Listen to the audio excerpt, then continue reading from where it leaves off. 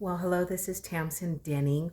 Coming back to you, wanted to share um, a quick dream. Actually, it was kind of a long dream, but I'm going to try to sum it up. Um, this is our anniversary week.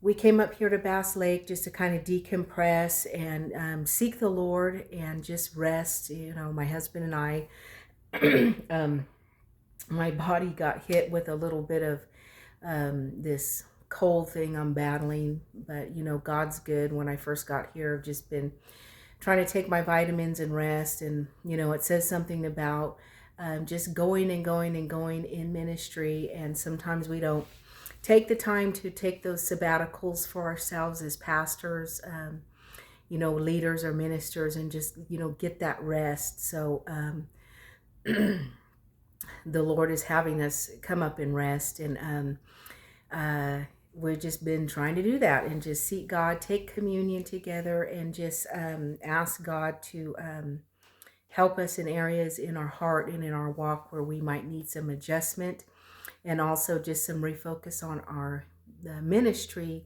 that the Lord has given us, just pastoring and just going into 2025, what that looks like. And so, sorry. um, but I had an interesting dream, and it seems like when I get to sleep, I get more dreams. And sometimes people are like, "Oh, well, you know, is that a soulless dream or is it a pizza dream?" Or, you know, um, people throughout the Bible had these crazy off the wall dreams, dreaming about corn stalks, you know, drying up, and shriveled cows, and you know, all this different things. And sometimes these dreams can be off the wall, and you pray about it and you see, you know, and ask the Lord, is this of you? Is it of the enemy? Is it my soul? So, anyway, while Pastor Marshall is out on his walk, he's been taking walks and personally just talking with the Lord and seeking God. But I thought this was an interesting dream, and I'm not going to too much interpret it, but I just wanted to share it because I thought it was pretty interesting. Let me try to look at the camera, it's right here. Pretty pertinent. Anyway, in this dream, um, Marshall and I were in a church, and it was a beautiful church, very large facility. The woodwork was very cathedral like, beautiful stained glass. This was the most beautiful church I had ever seen in my life. And it was done very old style inside, very antique. Okay. Well, I knew that Marshall was supposed to talk to several pastors and a group of leaders or ministers that day, and that they were coming to this facility, to this building. And so I remember in the dream I had on this very heavy, kind of like a overcoat type shawl. I like to wear these shawls a lot. It's just something that I do. They're comfortable. They're easy to take on and off. But this particular one was very heavy um, and weighty.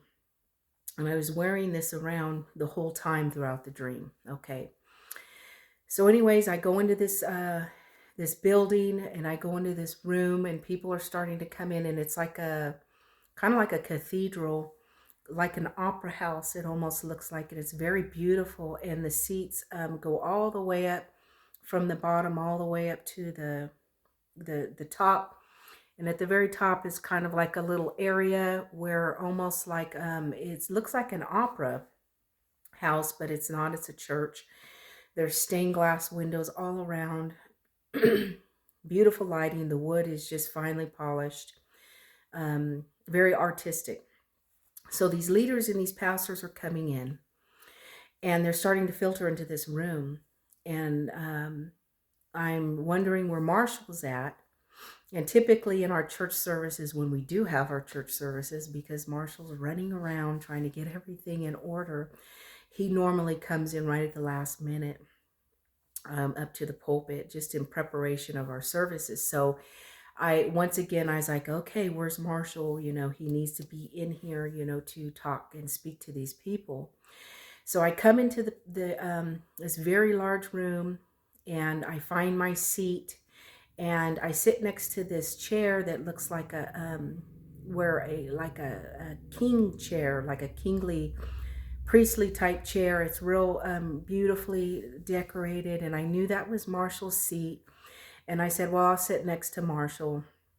I know this is his seat. And so I kind of sat for a few minutes, watched some of the leaders come in, and I still didn't see Marshall. And I was wondering, I wonder where he's at. Maybe he's preparing.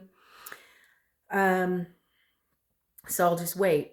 And so after a few minutes, I said, let me go ahead and go look where Marshall's at. So I left this cathedral, this area, and started to look for him. And what happened is a lot of the people began to follow out after me. And I was trying to say, hey, no, don't leave, don't follow me, just kind of wait for Marshall. He's going to minister a word. He has a word. Well, lo and behold, they begin to filter actually into another room. And I said, Pastor Marshall will be here momentarily, and I think he actually wants to speak to you in this room is where he's at. So I found Pastor Marshall, and he was in a room that looked like a parliamentary room where they have court hearings and judgment.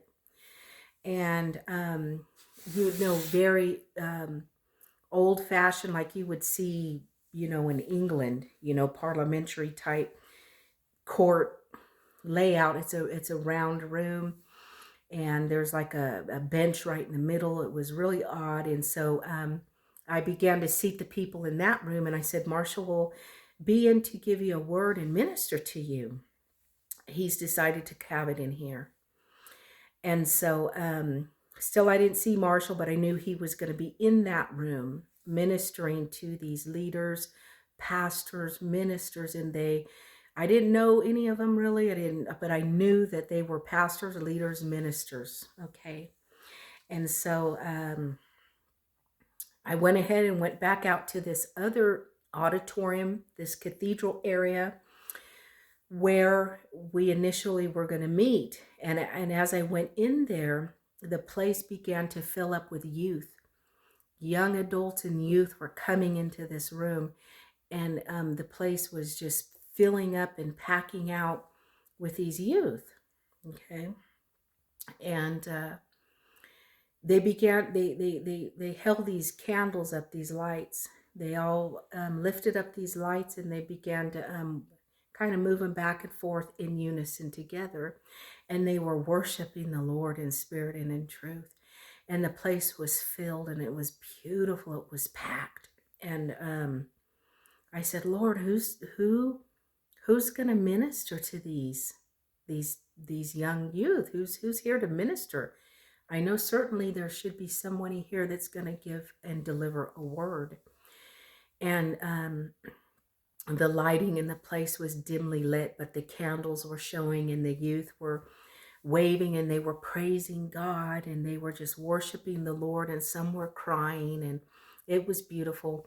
And then I hear this voice, and it's like preaching, and it's this young man. I won't say his name, but we know him. And he started the youth revival night movement in Porterville with at his church with a few. There was 3 of them, and so this particular young man was up there in the balcony area, and he was just preaching with fire and passion. And I go, oh wow, look it up there. That's awesome, God. So he's the one that's going to speak to these children and young adults. They were more like youth, young adults. And he began and kept on preaching, and everybody was just praising God through this message. And so Marshall was, of course, in the other area of the church. It was more like a parliamentary type thing, and he was running that and speaking to the people there. But at this time, was this. So and I'm just gonna give a light interpretation. It's like us as ministers in this older genre of generation of people, of ministers and stuff. It's like the Lord is saying, can you get out of the way? Can you move out of the way and get out of my way and just let these young people come forth and the church, this, it will fill. This is what they want to do. This is their heart. We need to kind of move out of the way. And it was like Marshall kind of had a word to share with these other ministers and leaders. And it was almost like why it was in this area. It's kind of like, I'll have to pray more about it, just the scene. It's more probably like Marshall walks in an apostolic calling. Hands have been laid on him throughout the years that he has an apostolic call, and his ministry is apostolic. So possibly it's like he's setting in order some things and speaking to other leaders and ministers through what he has to. And this word was very, very, very important. And there was almost like a solemn attitude amongst those leaders, and they came to hear a specific message. And how many do you know that, like in the Bible, where Paul the apostle, in his letters and in his writings to the people, had always a specific message? And so I feel like there's a message burning in God's heart. And I spoke with Marshall this morning about this dream, and he says he feels like that message is unity. And so anyway, it was just bizarre. And so when I went back in there, and the candles and the lights and the youth were just worshiping the Lord, and the fiery ministry was going forth. Anyhow, after the session was over, this young man came to Marshall and I remember him thanking us and saying, thank you, Pastor Marshall and Tamsin. And he was hugging us, and everybody was just fellowshipping and visiting, and they were kind of leaving out of this building, but I still seen the little lights were left in all of the seats where all of these youth had been. And I just sat down in the sanctuary and looked around and said, Lord, this is beautiful. This is so beautiful. And I sat there just weeping. And the next thing you know, the cover I had on over me, the shawl or the whatever you want to call this thing that I had over me, it caught on fire. And it wasn't like a bad fire, like, oh my gosh, this place is going to burn down. It was like, it didn't even faze me. I just noticed that the tips of it began to catch on fire, and the whole thing lit up on fire. And I took the shawl off of me, and I shook it, and I shook the fire, and shook it out into the sanctuary, and then the dream ended. And so I sense that this fire that's starting is starting as little lights inside these youth, and that they're waving it, and it's starting, this revival that people talk about. Everybody's always looking up about a revival in someone's building or someone's church, but I think that this was just a dream for the corporate church. Like, leaders, come over here, let's get some things straight.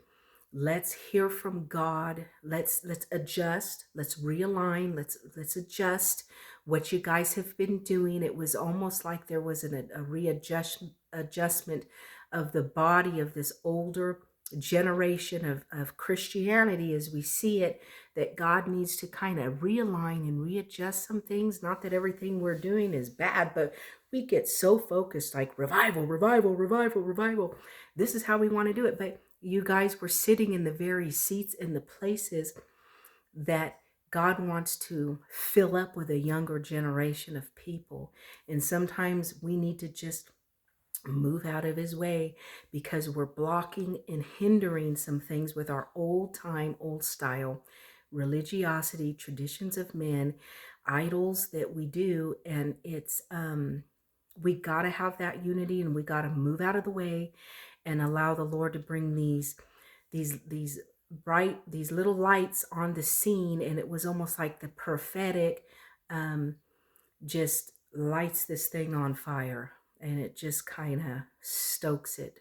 So anyways, I thought that was a pretty interesting dream.